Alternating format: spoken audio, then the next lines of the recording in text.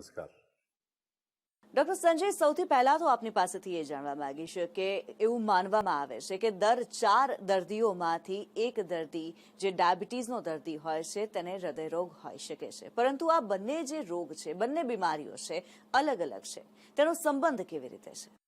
Okay, ચોક્કસપણે. સૌથી પહેલાં મારે સંદેશ ટીવીની અંદર તમારો આભાર માનવાની ઈચ્છા થાય છે. રીઝન એટલા માટે કે અત્યારે જે આપણે કહી રહ્યા છીએ કે ડાયાબિટીસ, બ્લડ પ્રેશર, હૃદયરોગ સમજો લાઇફસ્ટાઇલ ડિસીઝ છે. હવે લાઇફસ્ટાઇલ ડિસીઝની અંદર જેનું પ્રમાણ સૌથી વધારે વધે છે અને એવા કિસ્સાની અંદર જાણકારી એ જ એક સૌથી અગત્યનો શરૂઆતની સ્ટેજની અંદર ઉપાય વધારે કારગત હોઈ શકે છે. અને જાણકારી આપવા માટે તમે તમારા દર્શકોની જાણકારી મળે એટલા માટે અહીંયા સ્ટુડિયોની અંદર સમજો મને આમંત્રિત કર્યો છે, એના માટે ખરેખર મારે આભાર માનવો થાય. હવે ડાયાબિટીસ અને હૃદયરોગ આ બંનેનો સંબંધ આપણે જોવા જઈએ તો ડાયાબિટીસ એટલે આપણે એટલું સમજી શકીએ છીએ કે આપણા શરીરની અંદર શર્કરાનું પ્રમાણ વધારે હોવું.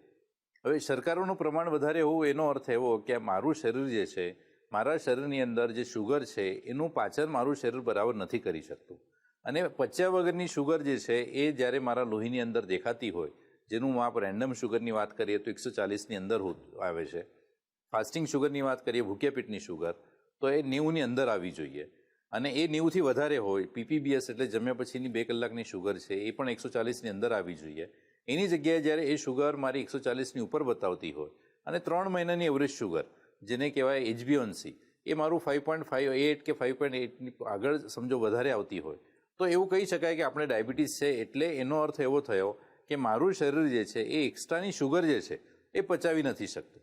હવે એ જ્યારે શરીરની અંદર શુગર પચ્યા વગરની ફરતી હોય છે તો એ શરીરની અંદર પોતાની ઝેરી અસર પણ આપતું હોય છે. અને એ ઝેરી અસર જે છે એ સરવાળે લોહીની નળીઓ જે છે, શરીરના દરેક કોષ છે, લોહીની નળીઓ છે, એ બધાનું સ્વાસ્થ્ય જે છે ક્યાંક ને ક્યાંક જોખમાવે છે. તો એવી જ રીતના એ લોહીના નળીનું સ્વાસ્થ્ય જ્યારે જોખમાય છે તો લોહીનો સપ્લાય હૃદયને પણ થતો હોય છે. કેમ કે હૃદય જે છે એ પમ્પિંગ ઓર્ગન કહેવાય છે. હવે પમ્પિંગ ઓર્ગનને પોતાને જે સપ્લાય મળે છે એની અંદર સપ્લાયમાં પણ ક્યાંક સમજો ખામી થાય, શરીરની અંદર શુગર વધારે ફરતી હોય, ચરબીનું પ્રમાણ વધારે હોય, જેના લીધે લોહીની નળીઓ જે છે એ કડક થઈ જતી હોય છે અને સરવાળે બ્લોકેજ ઊભા થાય, એના લીધે હૃદયની તકલીફ થવાનો ચાન્સ વધી જાય છે. તો એવા કિસ્સામાં હું ચોક્કસપણે કહીશ કે ડાયાબિટીસ જે છે એ હૃદયને નબળું પાડવા માટેનું એક કારણ હોઈ શકે છે.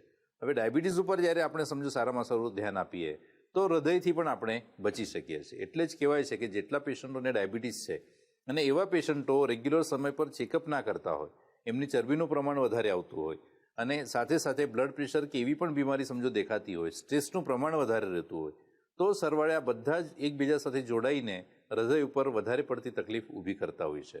એટલે ડાયાબિટીસ જે છે એ વધારે હોવું એટલે હૃદયરોગનું એક કારણ કહી શકાય.